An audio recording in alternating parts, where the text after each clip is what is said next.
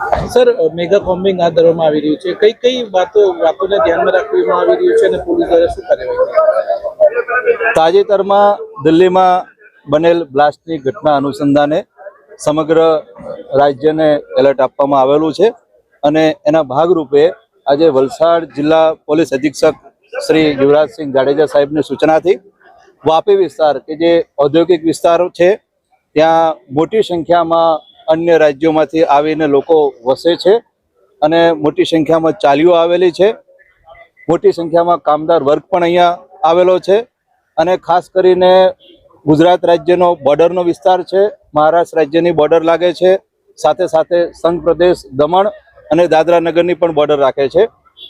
એ ધ્યાનમાં રાખી અને આજ રોજ વાપી વિસ્તારમાં એક સ્પેશિયલ મેગા કોમ્બિંગનું આયોજન કરવામાં આવેલું છે.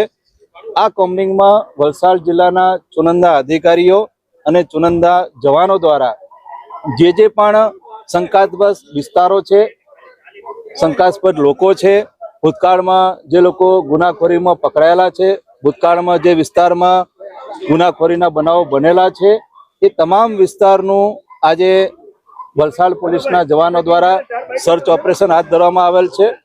આ સર્ચ ઓપરેશનમાં જે પણ શંકાસ્પદ ઈસમો, શંકાસ્પદ માણસો, શંકાસ્પદ વાહનો જે પણ મળી આવે છે એ તમામ ઉપર કાયદેસરની કાર્યવાહી કરવામાં આવેલ છે.